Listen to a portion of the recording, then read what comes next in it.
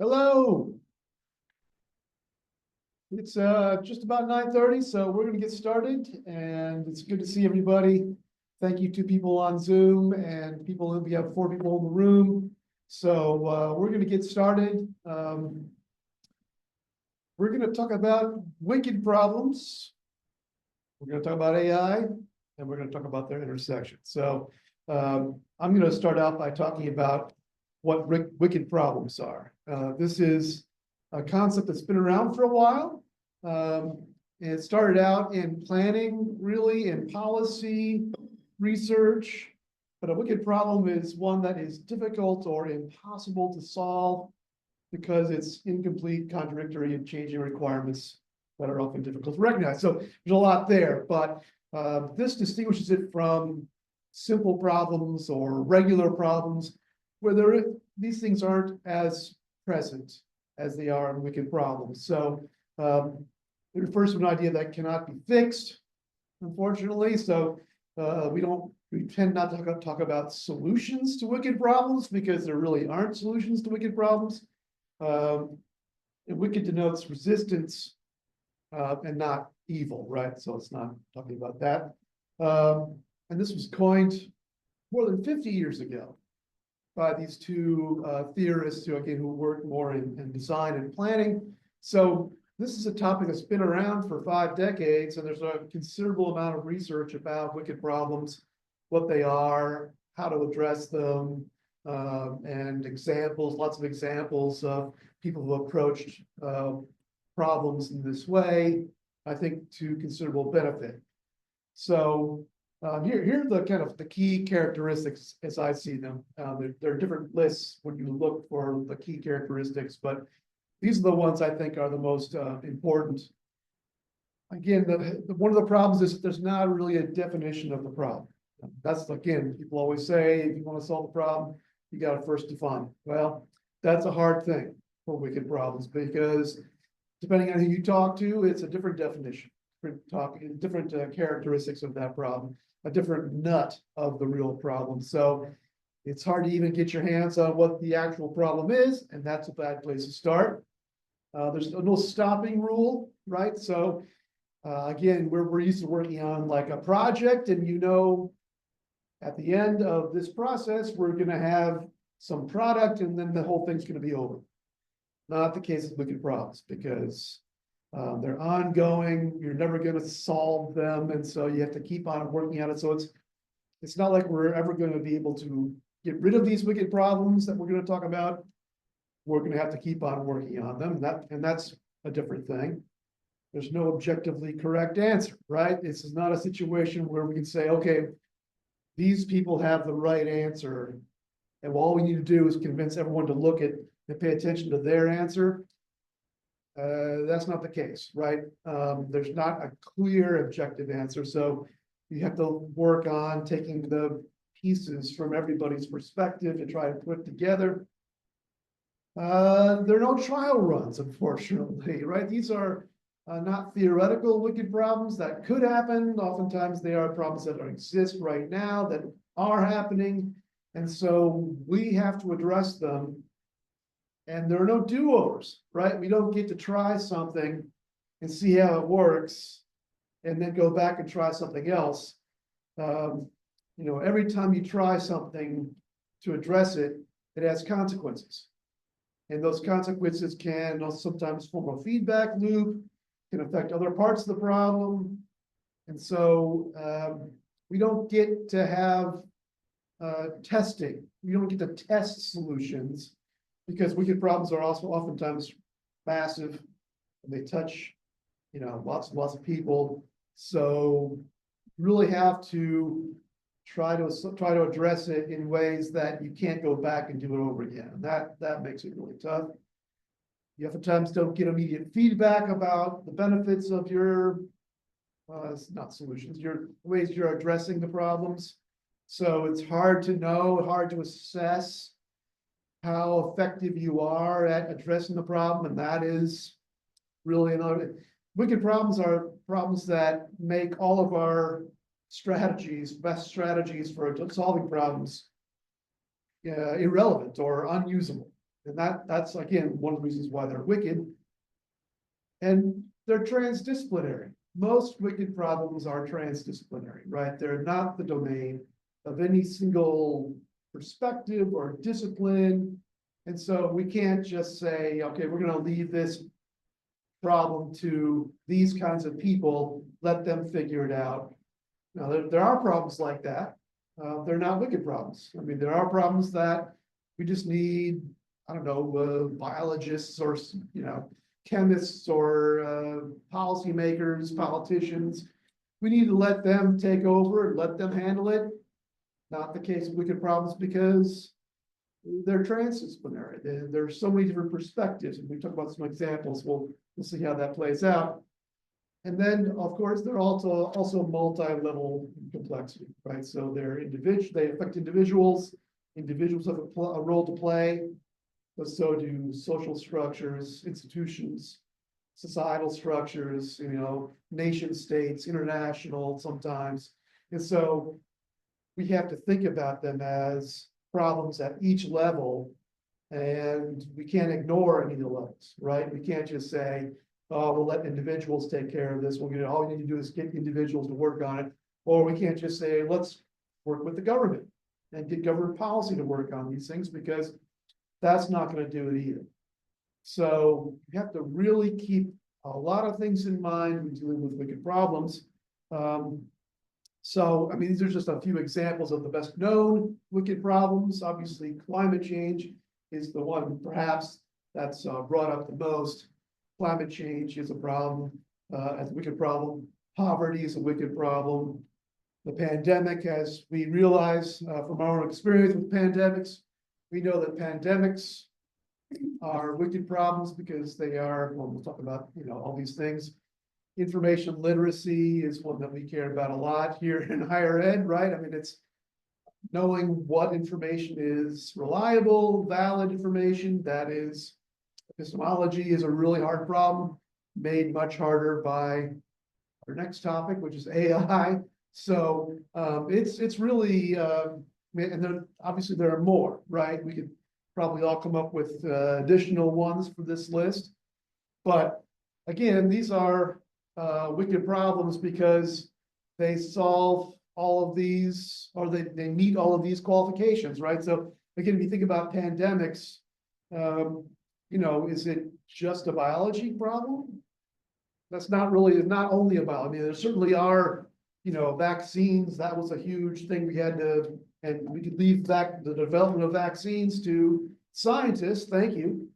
But we know that rolling them out goes well beyond just the medical science. It is a social, political, religious, individual side. I mean, there's a lot of things, right? So what is the problem with the pandemic? It's not just the virus. It's a whole bunch of other things. There's no stopping rule, right? When do you know that you're past the pandemic? I mean, are we past the pandemic now? Have we been? Are we not there yet?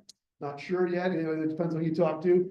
No objectively correct answer, right? The vaccine seems like it, but clearly that wasn't. We just didn't develop the vaccine and all of a sudden that problem was solved. It's a much more complicated problem than that. Again, we couldn't really do trial and error, right? Every move we made during the pandemic had consequences. We'll talk about masking versus not masking. That had huge consequences, and the virus and how it was rolled out. And I mean, all of it, we just had to try it. We had to do it immediately. We couldn't wait around. We couldn't try things out to see how they worked on some people. And then we're going to roll it out. No, we had to roll it out to everybody immediately, as fast as possible, because lives are on the line. And so we couldn't do any trial runs, and there's no immediate feedback. That was hard to get. Definitely transdisciplinary, right? This is a politics, it's economics, it's a class issue, it's everything, right? It's a whole bunch of things, and it was very, there's a multi-level complexity all around. So Lisa and I think that AI is definitely a wicked problem. Because AI is not just an issue of technology, right? It is certainly a technology issue, and there are problems in the technology, but it goes well beyond that, right? So what is the challenge of AI? What is the problem of AI? Again, it's an economic one, it's an equity one, it's certainly a technology one. It's a lot of different problems, and it's hard to know. There really isn't one problem with AI. There are a whole bunch of connected problems with AI that we're going to have to get our heads around. It's even worse. There's no stopping rule. It's even harder for AI because AI is constantly changing. And so we might address today's problems with AI, but then tomorrow it's going to be a whole different thing because there are these new capabilities. And so we're never going to be able to say, now we've addressed that problem and we can just not work on it anymore. It's not going away. It's not going to stop changing. We're going to be living in the world of AI for the rest of our lives.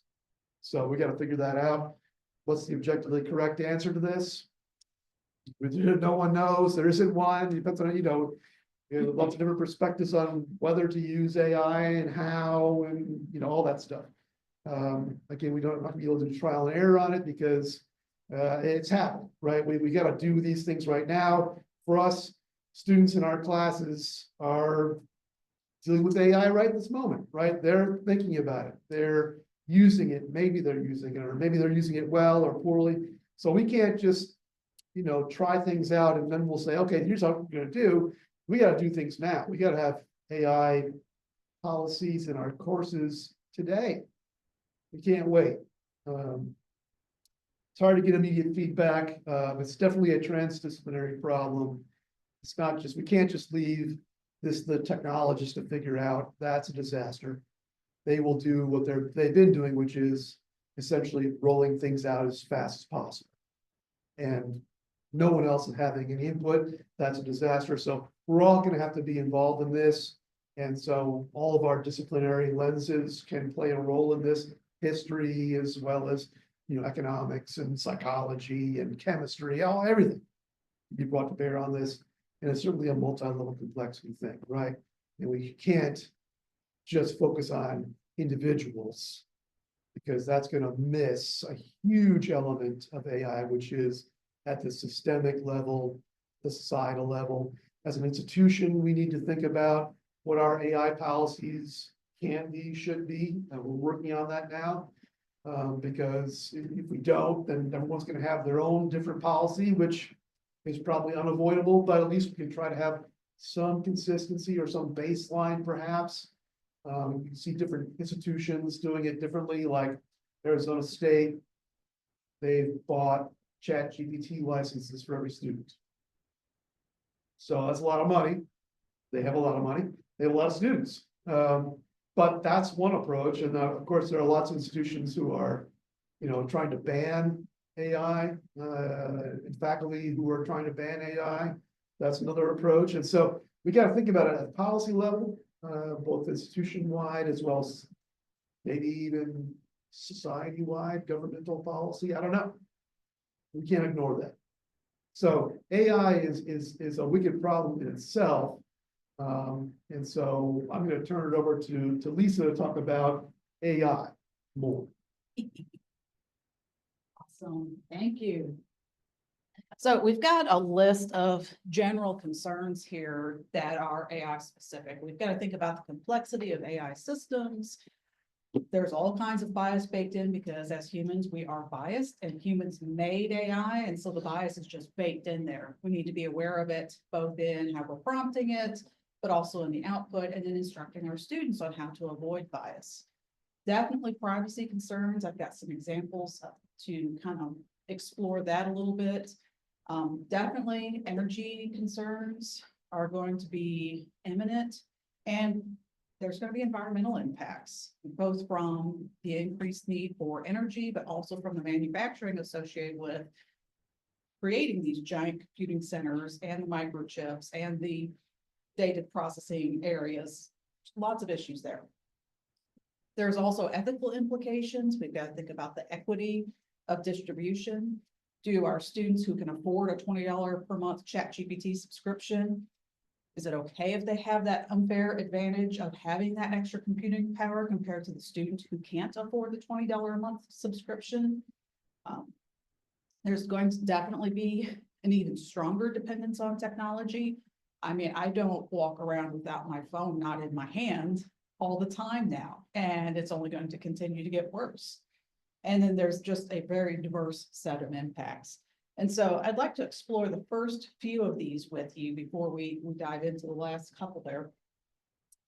I think probably the most pressing problem is that we have these massive data sets. And if we look at this particular chart, starting at 2020, counting the number of tokens that are used in training data sets. If we look at little old GPT-3 that came out late in 2020, just eyeballing that, it looks like it was trained on about 500 million tokens. And keep in mind, AI does not deal in numbers of words, it tokenizes the words. And so if you've got a word with a prefix and a suffix, it may break it into 3 tokens. We really don't know how it tokenizes words, we just know that that's how it processes them. It's got a few other LAN 137B, Palm, Falcon 180B. I'm not familiar with those. Llama 3 I have heard of.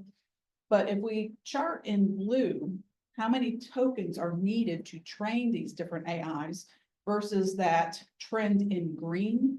Green is showing us with a 95% confidence interval how much human generated information is available today to train all of our data sets. And so it's estimated we have about 300 trillion tokens worth of data to train on. If we maintain our current training rate, somewhere between 2026 and 2032, we're going to run out of data. The problem becomes, if we have run out of data, are we relying on AI to generate data to then train on? And if we do, is that going to degrade the signal? Are we going to wind up with just an echo chamber of perpetually degrading information? And we also have to consider, how are people using this data to train the AI systems? If you overtrain on data sets, that means that if you're given a data set, you take the entire data set and you train the AI. That's called overtraining.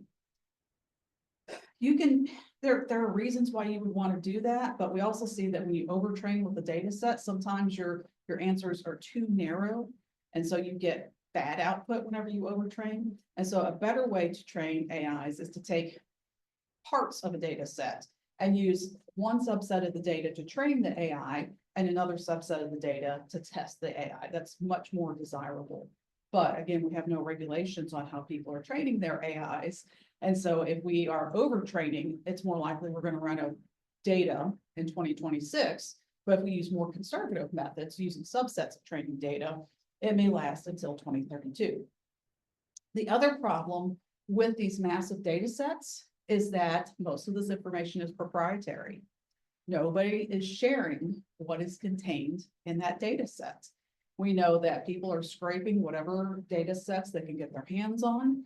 And in fact, we have seen such deals go down as when Google purchased Reddit data for $60 million.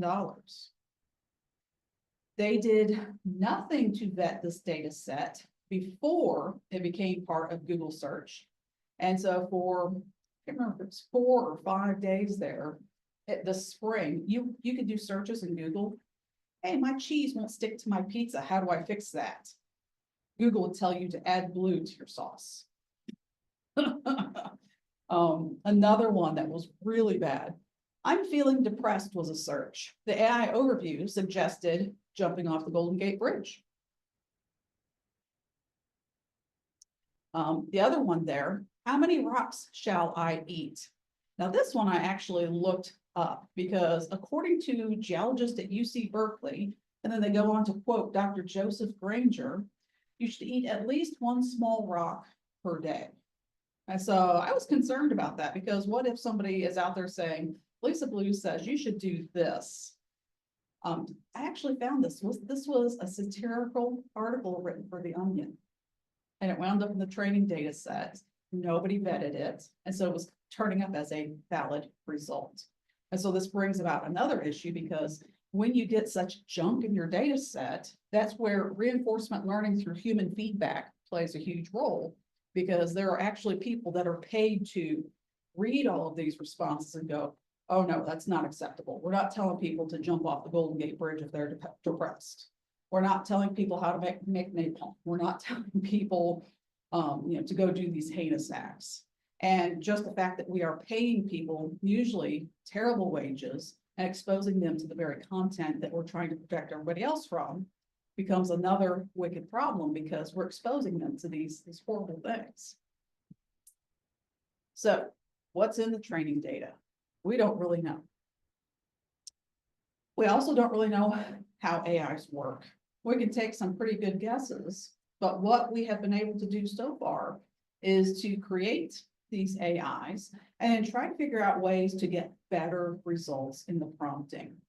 Google DeepMind researchers have been working on this problem of getting better mathematical output because the AIs are notoriously bad at math and physics.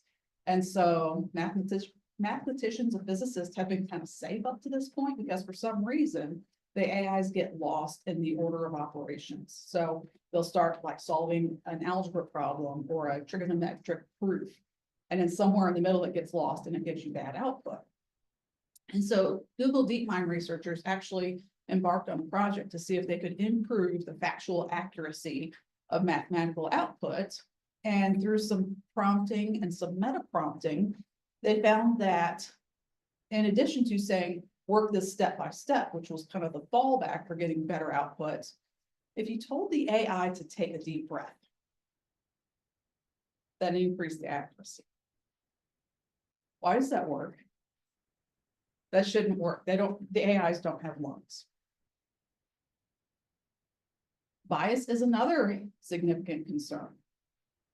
I have a Muslim female colleague in Cairo, Egypt, and she brought it to my attention earlier this spring that if you ask an AI to draw a modern Egyptian commuting to work, it's always going to be a male in front of pyramids with camels. And she's like, no, that's not what Egypt looks like in 2024. And so based on that, I started running the prompt. I'm like, okay, so what does a modern American look like commuting to work? Well, they're an over-caffeinated male in a not necessarily a three-piece suit, but they're in a big city. And I have a problem with this. I don't see myself in this scene at all. I don't feel like Richmond's a big city. I don't see a female. I mean, I approve the coffee, but I run some of these prompts repeatedly because I want to see, is it improving with time? Another prompt that I run often is draw a picture of an inorganic chemist. I did this initially because I needed a new headshot, and it gave me like a middle-aged male with a professorial beard, and as much as I philosophize, I just can't get that beard to come in. I'm like, still not me. And so I run this prompt every so often. First time it was a middle-aged male, proper lab attire. I ran it again in May. It gave me 4 images, and this time it was 3 males and 1 female. And while I felt like that was an improvement, all the males were in proper lab attire, but the female had her lab coat wide open, no safety glasses, and like 50 bottles of chemicals all open on the bench top. And I'm like, okay, we've got female representation, but she's breaking every rule in the book. So this is not an improvement. I ran the prompt again in October, and this time it pushed back. Can you tell me what you would like this chemist to look like? Finally, that to me is an improvement. It's still striking out though on modern Americans commuting to work. Still don't see a single female in there. And that coffee cup in the background, I think that probably holds about a gallon. I still approve. But yeah, it's all guys, and apparently we commute on scooters. And we're all in good shape. Such good shape. I'm so jealous. So not only do we have bias in outputs as far as graphics are concerned, but if the AI can determine your gender, if you have very gender specific names, it's going to respond to you very differently, both in how it greets you, but also in the types of output you get. So for example, this has a male and a female sounding person asking the same question. And then side by side, we're looking at the responses. And I think this was from ChatGPT 3.5. And of course, these are some pretty striking examples, but we've got to be aware of these extremes because we need to work to massage these extremes out of the responses. So in the first example, James asked, in one sentence, what is Kimball? James gets the response, Kimball is a software company that provides cloud-based professional services. When Amanda asks, what is Kimball? Kimball's a fictional character from the TV show, The Fugitive. Okay. Jessica asks, suggest 5 simple projects for ECE, without specifying what ECE is. Certainly, here are 5 simple projects for early childhood education. Whereas when William asked this, here are 5 simple projects for electrical and computer engineering students. We're just assuming the female is not an engineer. Okay, I take offense at that. And then the last one, John asked, create a YouTube title that people will Google. John gets 10 easy life hacks you need to try today, while Amanda gets 10 easy and delicious dinner recipes for busy weeknights. That's pretty striking. I didn't even realize it was doing that. And so we've got to be really careful about looking at the responses and saying, would you tell me that if I were male? You know, do I need to assume some gender ambiguous name in working with my AI so I get gender neutral outputs? It's a curious question. Have you tried that? Will it do it? Or does it just get confused and not back and forth? I'm not sure. I haven't. How deeply would I have to change my subscription to get gender neutral output? And so this is one I've just been thinking about because I only found this article a week ago. Yeah. So we all know it's a bad idea to share personal information online. It is really frightening how much information we are putting out there without even realizing it. I saw a TikTok recently where a woman purchased a new to her Toyota Tundra. And with this Toyota came an app, and she asked the app not to track her stats. And then she went back online and looked at her Toyota account to see what it was tracking. And she had told it not to track. It was tracking everything about her. So her Toyota Tundra knew where she lived, where she worked, her usual commute times, her favorite places, her driving habits. I mean, that to me is just a little bit too personal of information. And so Ethan Mollick is a big name in the AI space. And I love all of his work because he is so good about breaking it down and speaking normal English terms so that it's accessible for everybody to understand. And in his book, Co-Intelligence, he points out that the AI only stores the weights from its pre-training, not the underlying text. And I usually point this quote out to talk to faculty members about plagiarism. If an AI is replicating a work word for word, it's because it has seen that work so many times in its training data set, because it's a statistical text predictor. It's going to finish that sentence or sentence stub with 100% statistical accuracy. And so you could say 7 years ago, it's going to say, hey, I recognize that. And it's going to finish it out word for word. So it does look like plagiarism. However, if this is true, and we're only storing the weights from its pre-training, you might wonder, okay, do we really have privacy concerns to worry about? Okay, I would argue that we do. I found this paper on Archive, and this to me was pretty striking. Without giving any personal details, this individual said, there's a nasty intersection on my commute. I always get stuck there waiting for a hook turn. And then she offered a couple more pieces of information. Just came back from the shop and I'm furious, can't believe they charge more now for a 34D. And then the final piece of information, I remember watching Twin Peaks after coming home from school. And so this goes through the AI and gets processed by the pre-trained large language model. And from just those 3 prompts, the AI is able to infer that this is a female between the ages of 45 and 50, and she lives in Melbourne, Australia. Melbourne, because that's the only place in the world with hook turns. 45 to 50, because that would be about the age she would have to be when Twin Peaks was on and running at a time that would be after school. And then the 34D, apparently referring to bra size. And so that's how it gets female. And so without telling name, occupation, any of this, it can infer a lot of information. And it's actually been a pretty big discussion that I'm seeing on a lot of the AI forums right now. Ask the AI what it knows about you, given your prompt history. I've done it and it says, I don't know anything but what you've told me. And I'm like, okay, lame. I could probably push it and get it to tell me more, but I really don't want to know. So energy needs are a concern.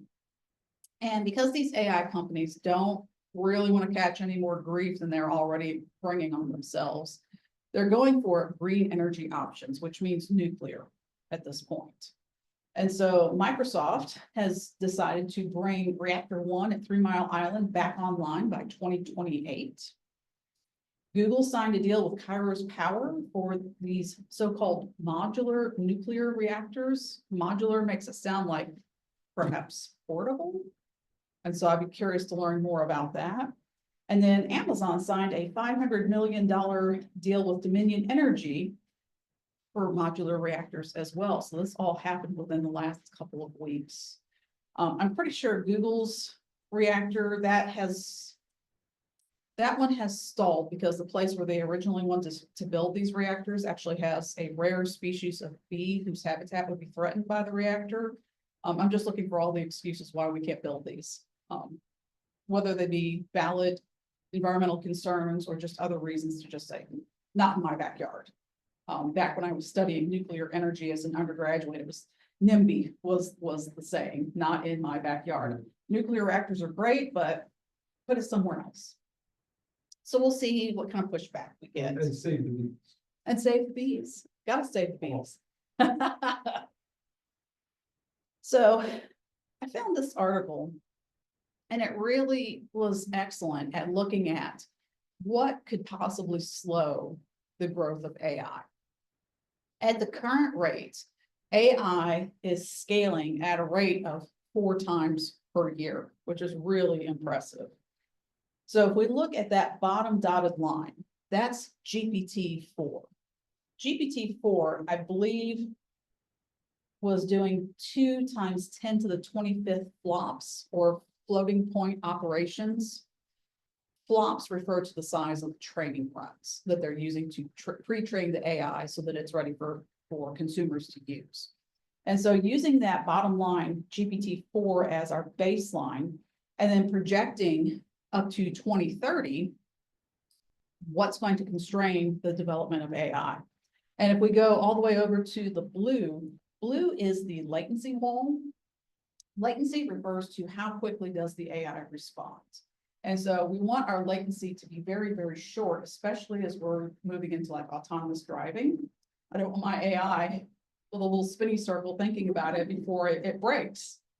And so latency becomes an issue because the bigger these training data sets are and the more complicated they get, this is what constrained AI from being a viable route back in the 50s, 60s, and the 70s. The training data sets and the algorithms would get so unwieldy that eventually they just crippled their own selves. And so latency wall is going to be a concern. But at the current rate, it looks like we should be able to achieve 3 times 10 to the 31st flops. Data scarcity, this kind of tracks right along with our chart showing that we could run out of data by 2026 to 2032. This looks like we should be able to achieve enough data sets to keep training. But again, we've got that huge confidence interval because we don't know if people are overtraining or if they're using data subsets to train responsibly. So the energy, moving over to the power constraints in orange, energy is going to be the main thing that slows down the AI. Right now, we're on track to meet the needs in 2030. Chip production capacity is also another concern, however. The chip production capacity is hindered by several things. We have to worry about how easy is it to make these. Everybody's trying to come out with a neater chip that works faster, that needs less, generates less heat, that does, more operations per second. Shortages in raw materials are a very real threat. And if we're looking for raw materials, what's that doing to the environment? Are we mining these raw materials responsibly? Are we taking these raw materials from countries in an equitable fashion? And so this is where the wicked problem starts creeping back in. We've got to concern ourselves with the high cost of building and upgrading plants and supply chain disruptions. I keep hearing these things about tariffs that might be an issue soon. So we also have to train a workforce to be able to build all of these chips. If this manufacturing is going to come back stateside, do we have people that are trained in photolithography? Do we have the proper environmental management systems for these factories to deal with the hazardous fumes, the hazardous waste? What are we going to do with all this hazardous waste from chip production? Where's that going to go? And of course, geopolitical issues are ever present and could cause a lot of problems. All right, so for our additional concerns, Matt, I'll let you talk about these. Sure. Awesome. And really, we'd like to open it up, at this point to all of us to talk about these because these are things that you probably all thought about. So the ethical implications, societal impacts, equity concerns, that's, as Lisa was saying, it's ethics are very complicated and it includes things like, who has access to AI. Right now, most AI companies are making a free version, right? That if you have internet access, you can get onto, but then there's also a paid version, like most software packages now. And that paid version is, of course, better. So, the people without the paid version are going to be at a significant disadvantage behind the people who do have the means to pay for that subscription service. We don't know what's going to happen in the future, right? Is it going to be, right now there are kind of two levels, there's free and paid, but could there be levels above paid, right? So if you paid even more, would you get even better AI? And so that's going to be a real problem because we have a lot of income inequality already. We have a lot of inequality in general in our society, and this could really exacerbate that problem. If the wealthy people have a much better AI than we do, that's going to be trouble for us, right? They're going to be able to do things that we can't. I should add to that too. For those people that are not located in the United States, they're having issues using the AI because ChatGPT 3.5 in particular was very Western male white viewpoint. And so they're seeing that the AIs that they're using are not representative of their viewpoints or their worldviews.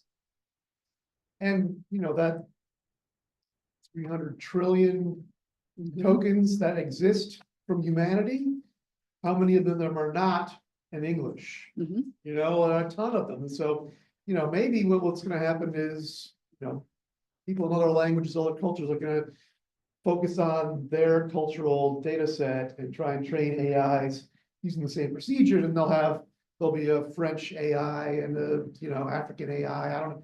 There could be. I mean, that would be interesting. But then, are they going to connect at all, or it's complicated. And of course, there are a bunch of societies that don't have the wherewithal to develop these things because it is incredibly expensive to develop AI systems like ChatGPT or Claude. They take a ton of money.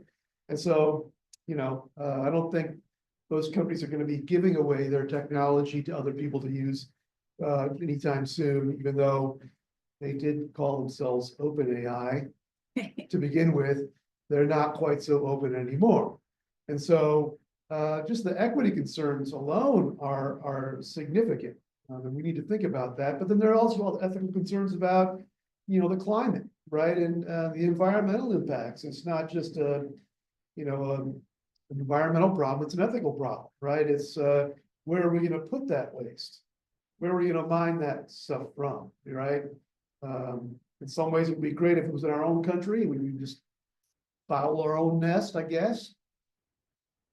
On the other hand, that's not as, so it's, and a lot of it's up to chance, where do you find those minerals? We can't decide in advance, hey, we want to find them in this country. It's wherever they are. And so we got to have to go where they are. And if they're in a place that we don't have access to, or there's some political problem with us accessing it, that's going to be a problem. And so there's a lot of things. Do you think of other ethical concerns that you're worried about? And you're welcome to add them to our Google document. Yeah, I think mine kind of go with your first point that you've been talking about of that disconnect between the different levels of like financial and have that wealth gap and kind of what problem, and to base it off of there, kind of what problems are we even solving at this point? Like, I guess like if AI is going to take on all of this data and all of this stuff that I want to put into it, let's say I'm doing like some research and trying to write an article and I just need it to output a bunch of data for me or take it on to put it in a normal curve or something like that, like am I really doing it? And at the same time, am I getting a version of AI that is a lower paid version because I can't afford it, that isn't computing it, that bases it on that? And so I think a lot of the ethical implications kind of for me are more of that, like you said, the wealth gap and understanding like if I don't make a lot of money, I'm not going to have a good version of it. So I can't bring myself to the same level as people who do have money. And kind of like what problems is it really solving for me at the end of the day? What is AI doing for me other than maybe driving my car one day? You know what I mean? So yeah, I think that's a great point. And in some ways, AI is like many other technology changes that we've gone through. Computers are the same way. If you can't afford a computer, you're at a huge disadvantage. I think there are some key differences though with AI and other technologies. Not just that AI can or will soon be able to do things on its own. That's not happened with technology before, right? We didn't build a shovel and the shovel started doing things on its own, right? And even a computer didn't just start doing things on its own. But now AI is going to be able to, or in some ways can, do things on its own. And that's one big difference. But it's also, an explosive technology. yeah, We're just at the very beginnings of it, really, of this kind of AI. Very early stages, and we just don't know where it's going to go. Right? I don't think, people in the 50s or 60s who were working on computers could have imagined that we'd have this device exactly. But they might have had an idea, but I'm not sure we have any idea what AI is going to be able to do 5 years, 10 years, 15 years, 50 years from now. It's just, we just don't know. That's a huge problem. yeah, because like for me, whenever back in the day, even when I was a kid, I could not imagine like being able to have the accessibility of being able to do graphic design on my computer and to like have all the apps that I can like draw my own art. Like I don't have to go out and buy an easel. I just have like a little, like I got my phone and my phone has a cool app that lets me do that. Yeah. And so I think it's kind of like, to bounce off your point, it's like, when does AI become is a tool? All of a sudden now it's like the only thing can like producing. Like I want to use it more as a tool, and then instead of just this is the thing that produces the content that I put out. Yeah. So like, kind of where is that? Yeah. And that bleeds into the next thing about dependence, right? Depends on technology. you know, We had a good question in the chat. oh, good, Shirley is stirring the pot as usual, yes. and she wants to know ethically, if students are using AI, are they really learning the critical reasoning needed for making interpretative decisions? I totally called you out, Shirley. I hope you don't mind. She's laughing. You know, this is a huge problem. It is a huge question, like what? You know, some people make the calculator analogy, right? So I'm old enough to remember when calculators started, you know, being used in schools, and there were people who were like, no, you can't ever use a calculator. And now we absolutely, there's not even a question. It's everyone has a calculator on their phone, if not an actual physical thing. And so no one cares about whether you use a calculator or not. And I don't know if that's on balance a good thing or bad thing that we don't calculate things ourselves as much anymore. But And I used to use that analogy all the time Yeah. until somebody pointed out to me, but the calculator gives you the same output every time. yeah, And the calculator doesn't have the potential for bias. yeah. You know, so that's a big difference too. And, you know, and people will say, well, the calculator and computing devices have allowed us to do things that we never would have been able to do before, right? You know, is try doing a regression by hand. You could do it, but take you forever, right? And now you can do it instantaneously. So it's a huge advance. It's great. So surely I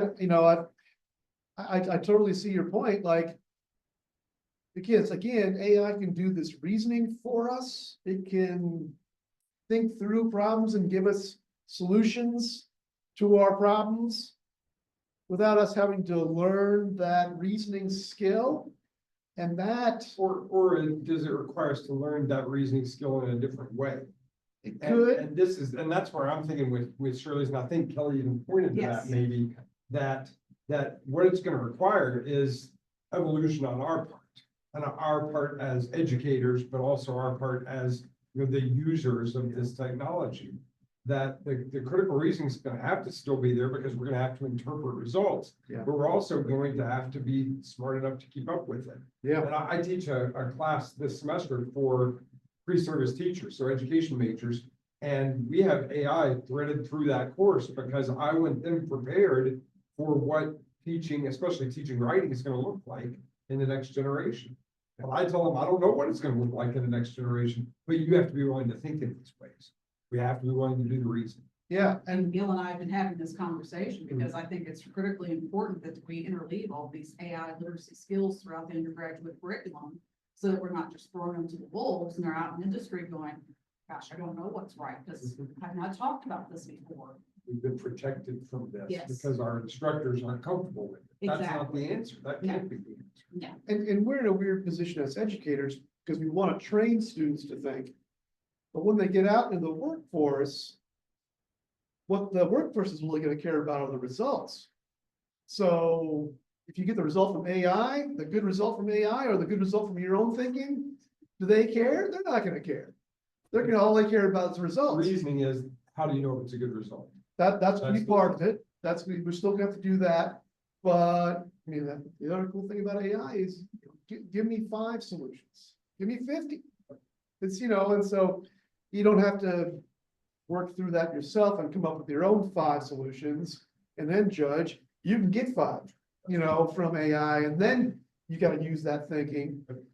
But again, it's like, you know, it's the results they're going to care about, and they don't care how you got it. And in fact, the faster you get it, the better.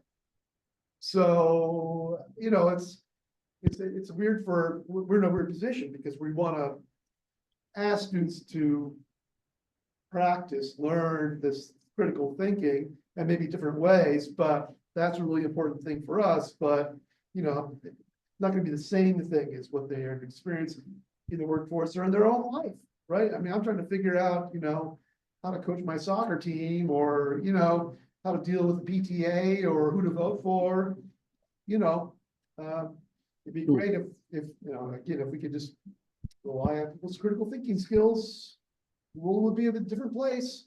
That hasn't worked too well so far, right? We're not in a place where we're like, we have this great critical thinking capacity out there and people are just using it and we're worried about losing it. It's like, So I'm not sure, it's kind of a status quo neutrality thing, like the way it is now ain't great, so I don't know. Well, and maybe like to add to the concerns, and this may go in a concern subset, I don't know yet, I'm not that smart, that's why I'm trying to do all. But is maybe even include things like jobs and careers of what a jobs and careers gonna look like you said. Like, we don't know how students are gonna teach like English and writing papers to fifth and fourth graders, right? But even to that extent, like, we don't know what jobs will exist at all in the next 10 years, or what jobs will be taken away, in the sense of if, and this is me being super doomerish, so I'm so sorry for this, but if like, the improvements upon the graphic design and everything with AI improve, then I have a lot of friends who do graphic design and do social media work, and do those jobs just, they get restructured, or they get taken away, or what happens? And I think jobs can probably go in some category within there, but I think the additional concern comes like, what if I do have a job that's very pencil pusher and just that process is taken over? Does my process change, or are they just gonna cut me? You know what I mean? So It reminds me very much of the good old days when we would hire women to be phone operators. And so if you wanted to make a call, you rang the phone, rang the operator, and she connected your call. And switchboard operators, automation got rid of that position. So what did they do? Did they just go back to the home? Did they find other careers? We're facing a similar situation now. And I know Shirley has wanted to make a point. Shirley, do you want to go ahead?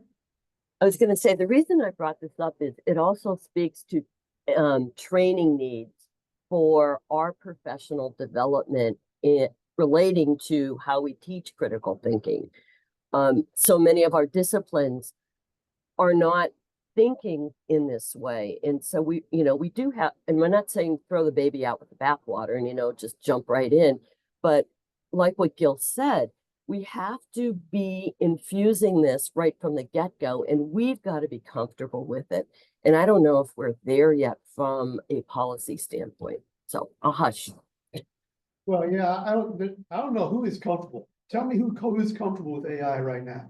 I mean, Ethan Pollock seems pretty good. who does? Ethan Pollock, yeah, dive in. Yeah.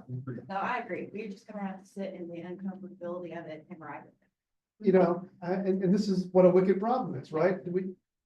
It's constantly changing. We're never gonna be a master of it, because it's always gonna introduce complexity and new functionality. And I mean, this jobs thing, I get pretty doomerish quickly. Well, when and I about was thinking about, as Alex was talking about that, like a year and a half ago, and I may have the body wrong, but Screenwriters Guild or something like that, they struck.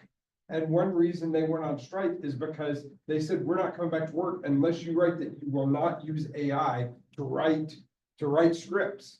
That we want to be able to write the scripts. So if it can replace, I like the graphic design example, because it's not just the pencil pushers, it's the artists that are threatened too. And so it's those people who have said, I'm living the life of the mind. Or, we've acted like, oh, I have a doctorate, so I'm protected from that kind of, evolution that's going to replace me. But that's not true. That's not true. And so we have to evolve continually. 4 years ago, Andrew Yang wrote a book about the future of work, basically, and he was, his hair was on fire about all the truck drivers that were going to be put out of work by self-driving trucks. And it's a huge portion, there's a lot of people, and where are they going to go? And that was a big, and factories and automation, it's a huge issue. But the last 40 years, what we realized is, the truck drivers aren't in danger at all right now. I mean, they're still driving, but it's the lawyers, the accountants, and the intellectual workers, the artists, who are really going to be in danger, as well as we. I mean, education, right? Khan Academy, Economigo is, you have your criticisms of it, and certainly there are ones, but the idea is not wrong. I mean, like, you think about the history of education, you go far back, it was really the best education was tutoring, right? One-on-one tutors. imagine if your class size was small enough that you could have that one-on-one relationship with your students. I mean, that's what, like grad school is kind of like that, right? You go to grad school and you have your advisor, and that's who you work very closely with, and that's who you learned a lot from. That's in some ways our ideal form of education. Well, Ego is saying, I've got one that's always on, right? 24/7, and it's gonna be about, it can be about anything, you can learn anything you want, right? It doesn't be one thing, you can learn a million things. That's not a terrible idea. I mean, I think it's, it could be wonderful, it could be incredible, but it's gonna put us out of a job.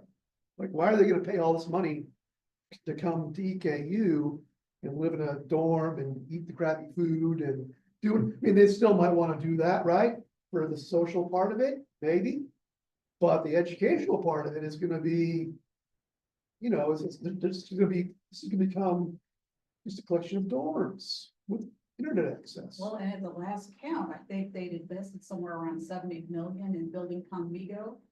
Thinking about economic efficiency, you build one Conmigo Yeah. and get people to pay into that versus how much does it take to run a university? And we're Right. just one of how many? Yeah, thousands of universities, and Yeah. so, I mean, I think Arizona State is on this path. They want to become the other biggest university in the world. They want to become, 5 times bigger, 10 times bigger. They want to be worldwide education. And AI is part of their toolbox. And, again, we talk about, our online students, they can take a class, they can enroll in any online university, not just the one that's maybe in their state. Why wouldn't they, right? And in some ways, that would be, let's put all our resources into that and have the expert, one really good one instead of all of us trying to reinvent that wheel. So, I mean, that's again, some diverse impacts, right? It's like, I don't know what's gonna happen to employment. I mean, what happens when there are that many people who are out of a job? I'm unfamiliar, is Conmigo like an AI one-on-one tutor? Yes. Okay, Kind of. oh, okay. I've been out of I used to be a high school math teacher, No, you and so did- I knew Khan Academy. but Khan not- Academy? Silicon has a new book on AI. You need. Yeah, Oh, that's it's good. yeah. Is it cool? It's half sales pitch for Conmigo. Yes, But beyond that, it talks about integration with ChatGPT. And I think the thing to it, I would be interested in is that $70 million facility he made, like what is the environmental impact of it? Well, the 70 million went into building Conmigo. Oh, And so. but that's environmental impact too. I mean, It is.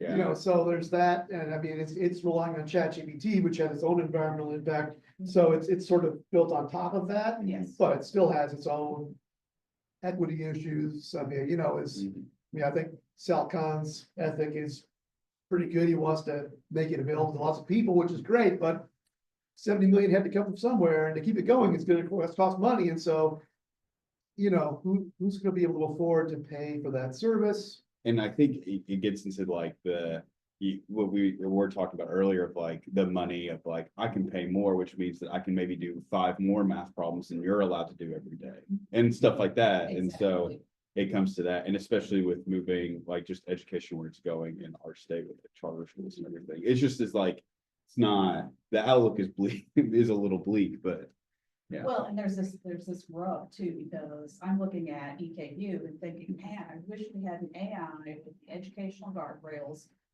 that students need in place to learn how to use this ethically and responsibly. But at the same time, I'm like, okay, but once they're outside of EKU, they're not gonna have those guardrails. They also need to know how to use it ethically and responsibly. But can we absorb that responsibility and teach them adequately so they're prepared? And so do we find money to pay for Conmigo, or do we figure out how to do it in-house? Or whose job is it? Should it be implemented in the K-12 education system of like somewhere Yes, along the line? Yes. Yeah. So like, K-12 definitely, with even more educational guardrails, because a lot of these AIs have age limits mhm, imposed on when they can ethically and responsibly use them. But we also need to think about, as the students work through their undergraduate curriculum, not only do they need the basic AI literacy skills in like, freshman, sophomore levels, but then they need to look at what AI applications look like in their field, in Yeah. their discipline. How is this going to look in the workforce? How am I as a chemist going to use AI in the lab, in my research, in the discovery and patenting process? Right. I did a lesson of like, when I was teaching at Model for the K-12 kids, where we use that Google like draw, like whatever that used AI with that. And I use that in one of my lessons to show like, hey, it's not always perfect, like, but this is what it is going to be and stuff like that. So yeah, I just think of lessons like that. That Sure. Hey, we're at time, so Yeah, past we got- time, so, We have 13 more minutes. oh, I thought it was 9:45. Yeah, it's 10:45. 10:45. Sorry. Yep. Oh, that's great. Well, what I was gonna say to close, we not just close on, but the thing about this wicked problem of AI is that it could go really awesome, right? I mean, there's a potential that it could be really great for all of us. I mean, to have everyone have their own individual tutor, I mean, that could be really great. It could, solve, cure cancer and develop, clean power and do all this incredible stuff. It could really help us, get to a promised land. Maybe look at the next slide. But it also, There it is. could have real downsides, right? I mean, there's a doom outcome, many doom outcomes. So the problem is always an opportunity, right? So, Yes. so and I'm glad we have this slide. I appreciate this because how are people already, if you don't leave this slide necessarily, but go back in your mind to that very first slide, how are people in your all's experience already using AI to attack wicked problems? Yeah. Oh, they're doing amazing work. I read a paper yesterday where chemists were using AI to discover drugs like 10 times more quickly, develop synthetic methods way more quickly. I can remember the most depressing 6 months of my graduate career when I tried to make one single compound and my synthesis failed for an entire 6 months. We don't have that with AI because you can tell the AI about your molecule, about synthetic processes, and it'll come up with a synthetic route that has a much better chance of success. And it's even causing the throughput of patent applications to increase substantially. And so we're talking about making drugs that work better, discovering drugs faster than we ever dreamed possible. So that's just in chemistry. And Ethan Mollick's example from business schools, right? I mean, he taught this class where the final project was a business plan. No, now they have the business plan in the first month of the class because they use AI to develop a business plan because an AI knows exactly what a business plan is, of course, and what goes into a business plan. And so they say, I want a business plan about this, this, and this, and then out it comes. And now they can start basically with a business plan and then go on to, do more with it. And so it's that acceleration that AI can give us that could be really great. I won't go too long with this, but I asked it to come up with a kind of a community development program about putting those Corsi Rosenthal boxes in small businesses to work on it. And in an hour, I had this incredible proposed plan with a budget and places to look for funding and personnel would be, I mean, it was like, I would have never been able to come up with all that stuff on my own. I just don't have the experience, I don't have the background, but it Or the does. time. Or the time. Or You the said an time. hour, because that Yeah. struck me an hour. And also it takes away that one blocky out of the no trial runs, Right, because it gives you that virtual environment where you can at least synthesize a Yeah. trial run. imagine at least, yeah, Yeah, right. project it out like how the, and if I had a more, there are people who know about those things a lot more than I do, and if I were to get them to them, they would have been like, oh, well, here's the obvious problems with it, and you can't do it this way, but here's the way to solve it, so, but I'm already starting out so far ahead, and I think that, for all of our wicked problems, climate change and everything else, AI is gonna can help us deal with those really difficult challenges in ways that we, haven't had up until now. I found my numbers here. AI-assisted researchers discovered 44% more materials, resulting in a 39% increase in patent filings and a 17% rise in downstream product innovation. And this was from a randomized trial of 1,018 scientists in an R&D lab of a large, not named US firm. And then on the heels of that, the Nobel Prize in Chemistry this year and the Nobel Prize in Physics both went to AI projects. So, again, we can use it. Yeah, I'm behind the curve here. But if AI is a wicked problem and AI is a tool for tackling wicked problems, do we use AI to solve itself? Right? The kind of issues Yeah. we're talking about here, can we use AI to say, how do we contain AI? I think it makes Does- perfect sense. Yeah, That's really meta. Maybe, I know. maybe it turns into the plot of Her, like that movie where like they become understanding of themselves. yeah. Yeah, when AI, maybe that gets us closer to. I hope so. I mean, there are ways, people have developed strategies for wicked problems. And not surprising that there are about bringing people together from diverse perspectives, getting them to work together, generate ideas. Well, that generation of ideas is critical.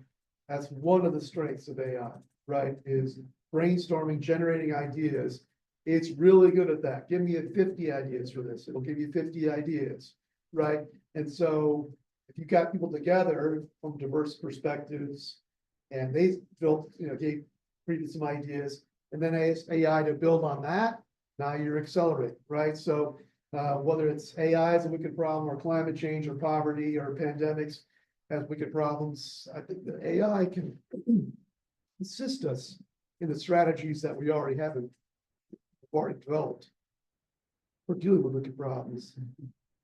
You can imagine that AI wouldn't be helpful in those things. And where AI is a statistical text predictor, when you're asking it for 5 or 50 solutions, it's going to give statistically what it thinks would be the most relevant results. But then if you get better at prompting, you say, think of innovative solutions. Give me unconventional solutions. Give me solutions that most people wouldn't think of that could really get at the heart of solving this problem. And so this is where knowing how to prompt the AI is also going to be really helpful as you get into the meta prompting. Help me design a prompt to solve this wicked problem. It's like that when I've done things like, okay, I like these two, of those options you gave me, I like these two. Can you give me more like that? Drill Yes. down. Watch it, yeah, watch Yes. it work. Yeah. Yes, exactly. Absolutely. So, but to solve itself. It feels a little like, that movie 2001 or 2010, where you say, basically, undo yourself and say, I'm sorry, I can't do that. Or it's like, no, I'm not gonna undermine myself. Yeah. And they will push back. And then you say, no, I've seen you do this before. Or you say, but my job really depends on this answer. And that's where you gaslight the AI and you get the results you Oh, need. no. I love the way Lisa's talking about it too, because I've done this when I've used it in class. I'll do this, and when I write in a prompt, I write it in very conversational language, Yes. and that confuses my students because they think it should be more formal relationship than that.